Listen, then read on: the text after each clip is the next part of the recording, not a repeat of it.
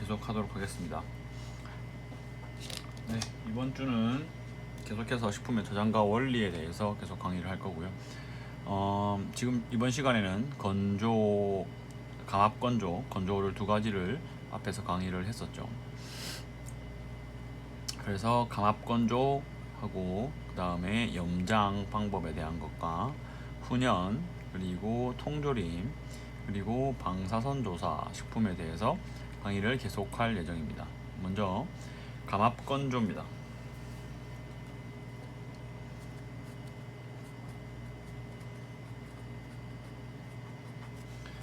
네, 감압 건조는 이제 진공 상태에서 수분을 증발하고 승화시켜서 건조시키는 방법을 의미를 하고요.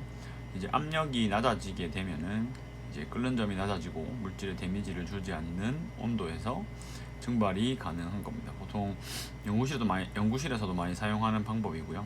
추출물 등을 이제 그 용매들을 건조시키거나 증발시킬 때 사용하는 방법이고요. 이제 감압 건조의 대표적인 것 중에 진공 건조가 있고요. 진공 동결 건조라는 게 있습니다. 그래서 감압 건조의 정의는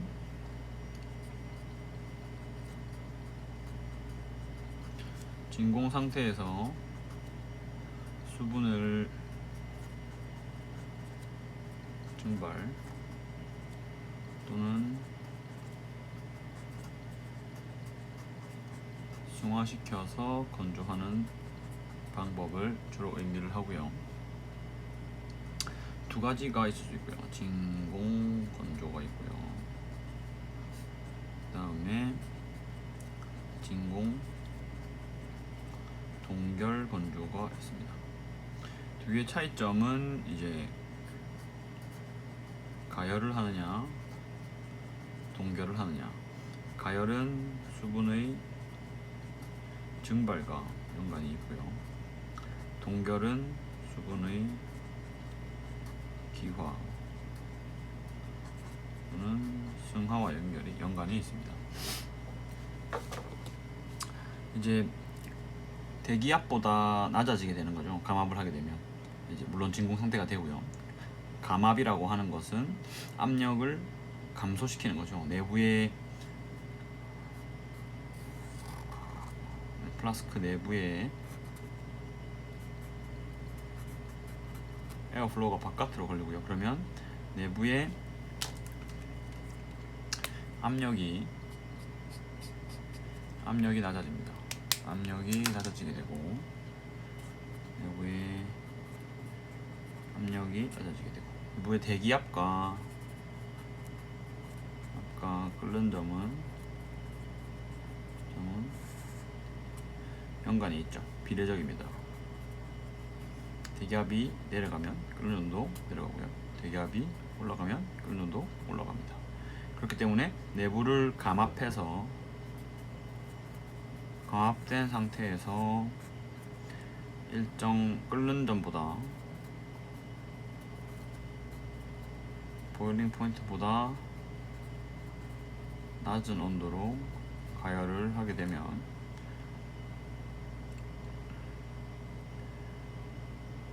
이제 그 메인 매테리얼의 데미지를 감소시킬 수 있는 거죠. 자, 흔히 이제 식품에서도 진공 건조를 주로 많이 합니다. 이제 뭐 낮은 온도에서 수분을 증발시킬 수 있기 때문에 좀 더 원료의 색깔과 향, 맛, 텍스처들을 좀 더 보존할 수 있는 방법으로서 진공 건조를 많이 사용을 하고요. 진공 장점은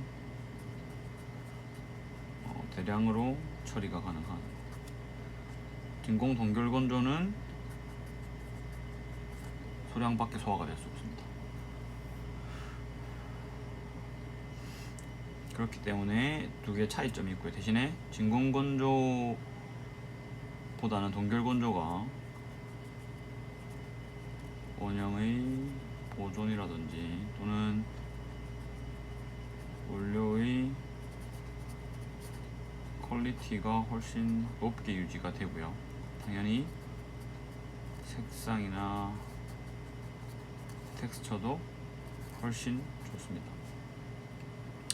색상 같은 경우는 색깔을 나타내는 색소 물질들은 거의 대부분이 열에 약한 것이 특징이고요. 그렇기 때문에 가열을 하게 되면은 색상이 특히 당 성분도 카라멜라이즈 되면서 색깔이 갈색으로 변한다던가 하는 변화가 생기게 되죠. 그리고 지금 감압 건조 같은 경우에는, 특히 동결 건조 같은 경우에는 동결 상태의 식품을 이제 감압된 상태의 진공 중에서 얼음을 기화시켜서 수분을 건조시키는 방법이기 때문에 얼린 상태로 건조가 들어가게 됩니다. 그렇기 때문에 그 식품의 안전성, 위생도 유지가 되면서 건조를 시키는 방법이죠. 그리고 식품의 원료가 이제 가열에 불안정할 때 사용을 하고요. 식품의 맛, 색깔, 그리고 향, 물리적 성질을 원형 변형이 거의 없이 복원을 가능한 복원성이 높고요. 건조의 퀄리티가 높은 게 특징입니다. 이게 진공 동결 건조의 특징이 될 수 있겠죠. 식품의 맛, 색, 향, 텍스처 등이 복원력이 우수하고요. 그리고 품질 유지에도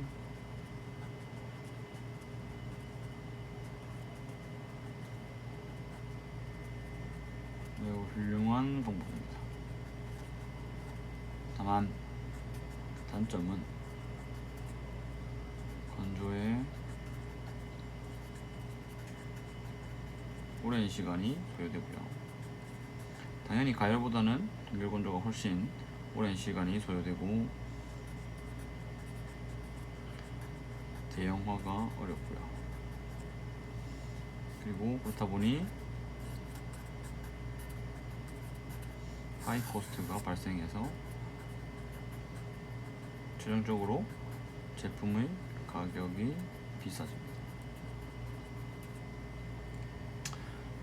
감압 건조 중에서 진공 건조와 동결 건조에 대해서 알아봤고요. 진공 건조는 가열이 필요하고, 그리고 진공 동결 건조는 가열은 필요 없지만 동결시킨 이후에 오랜 시간 동안 수분이 기화하는 원리를 이용해서 건조를 하는 방법 중에 하나가 되겠습니다.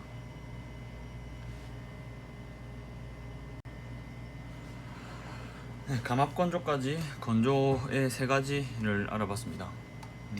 그 인공 건조, 그 다음에 상압, 가압 인공 건조 중에서 제일 처음 봤던 것이 가압 건조였고요.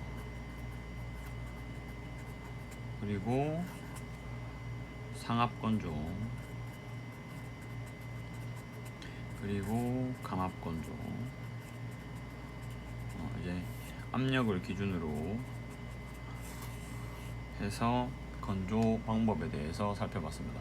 다음은 건조 다음은 이제 이번엔 염장입니다. 염장이고요. 염장도 마찬가지죠. 염장도 이제 삼투 현상을 원리로 하고 갖고 있고요. 먼저 원리에 대해서 잠깐 보자면, 삼투 현상을 이용해서 이제 우리 흔히 얘기하는 소금, NaCl 염을 이용해서 소금 염장으로 수분을 제거해서 세균 생육을 억제하고 염농도를 올려서 세균 생육을 억제하는 방법이 되겠습니다. 원리는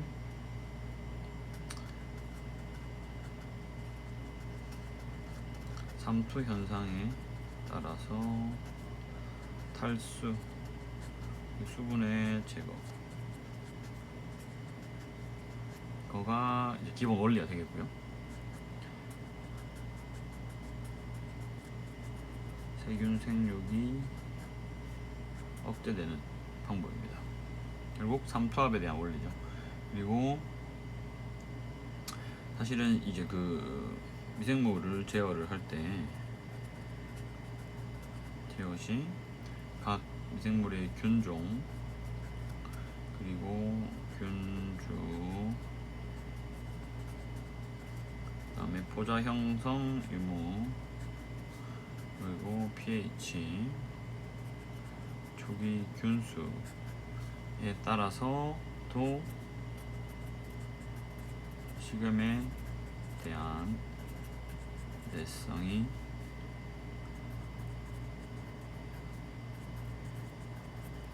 다르게 나타날 수 있습니다. 그리고 뭐 대략적으로 염 농도를 살펴보자면 이제 억제 가능 염 농도, 곰팡이의 경우 20% 정도는 돼야 되고요. 효모는 15%, 세균은 일반적으로 10% 이상이면 생육이 억제가 가능합니다. 물론 이것은 이제 일반적인 곰팡이, 일반적인 효모, 일반적인 세균의 경우일 때의 염 농도에 억제되는 양을 나타낸 거예요. 일반 어떤 특수한 균주 또는 뭐 세균이 아니라 고세균이나 우리가 흔히 익스트로모파일이라고 하는 그런 이제 특수 환경에 생육하는 균들의 경우에는 10% 이상이 돼도 충분히 자라는 균주가 있습니다. 특히 뭐 곰팡이 효모는 잘 없지만 세균 중에서는 고세균이라든지 또는 뭐 특수한 환경에서 생육하는 이제 극한 환경 미생물들이죠. 극한 환경 미생물들 같은 경우 그 중에 극호염성 세균은 제외입니다. 극호염 세균은 맥시멈 한 30%의 염을 가지고 있어도 생육되는 경우가 있어요. 그렇기 때문에 그것들을 제외하고 나머지 일반적인 세균의 경우에서는 10% 이상이면 충분히 생육이 억제가 가능한 부분입니다. 그리고 다음은 이제 방법에 대해서 좀 설명을 해볼게요. 염장의 방법. 먼저 첫 번째는 이제 흔히 마른 간법이라고 합니다.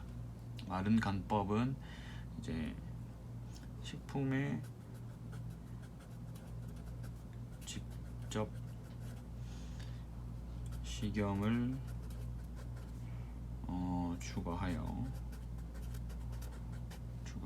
염장하는 방법이죠.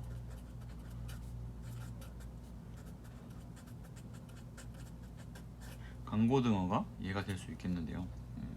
직접적으로 소금을 이제 식품에 뿌리는 거죠. 장점은 뭐냐? 마른 간법의 장점은 이제 이 염장 시에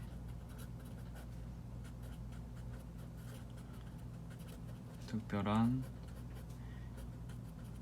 기기 설비가 필요하지 않습니다.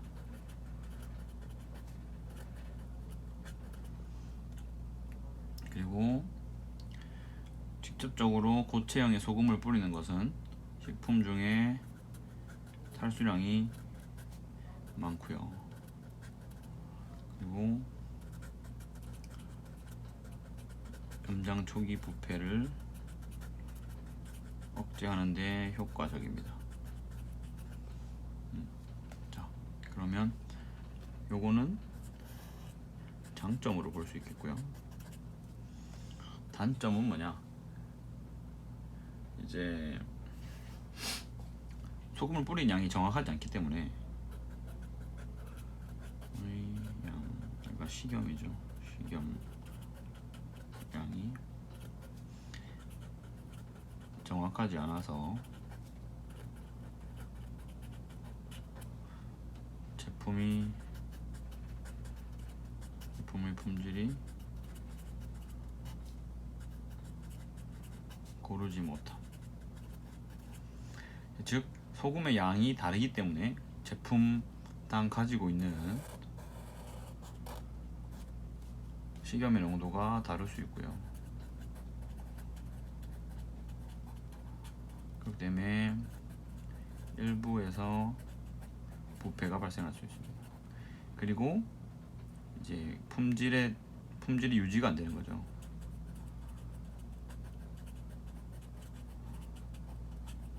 제일 예로 들기 쉬운 게 간고등어가 되겠죠. 일반 전통적인 간고등어는 활복된 고등어에다가 직접 소금을 뿌려서 간을 하고 있고 그 마른 간법을 통해서 염장을 하는데요. 그렇게 되면 한 마리당 소금의 투여량이 사람에 따라서 정확하지 않을 수 있고, 그리고 고등어의 크기에 따라서도 다 그 전체 중량이 다르기 때문에 들어가는 소금량도 조절이 돼야 되는데, 그런 부분도 사실은 핸들링이 어려움이 생기는 거죠. 그렇기 때문에 제품 품질 유지가 어렵습니다. 예를 들어서 고등어를 3마리를 샀는데 이 중에 한 마리는 작고 한 마리는 싱겁고 한 마리는 또 너무 짜서 못 먹을 정도고 간이 잘 되어 있고, 뭐 이런 식으로 품질이 고르지를 못한 단점이 발생을 할 수가 있는 거죠. 그리고 이제 이 경우에는 제품이 공기와 접촉 시에 처음에 설명했던 지방이 산화가 발생을 해서 과산화물이 발생돼서 기름 변색, 러스팅이라고도 하는데요, 유발될 수 있습니다. 이것도 가장 큰 예가 간고등어가 되겠죠. 직접 소금을 뿌려서 하는 식품은 간고등어가 가장 대표적일 수 있어요. 그래서 마른 간법은 이제 초기 기초 설비가 필요 없고 하기 때문에 간단하게 이제 접목해서 산업적으로 생산을 할 수가 있는 반면에, 이제 기술자들이 기술이 숙련이 돼야겠죠. 적당한 양의 일정량의 소금을 계속해서 투여할 수 있는. 그래서 특별한 기기가 필요하지 않고 탈수량이 많아서 염장 초기에 부패를 억제하는 데 효과가 있습니다. 그렇지만 단점으로는 소금의 량이 정확하지 않아서 제품의 품질이 고르지 못하는 경우가 발생을 하고요. 그리고 제품이 공기 중에 노출이 되어 있기 때문에 노출된 공기에 노출된 부분의 지방이 산화 또는 산패돼서 그 중에 기름 변색을 유발한다거나 산화물을 생성한다거나 하는 형태의 문제가 발생할 수 있는 것이 마른 간법이었습니다. 다음으로 염장법 중에서 물간법에 대해서 좀 설명을 드리겠습니다.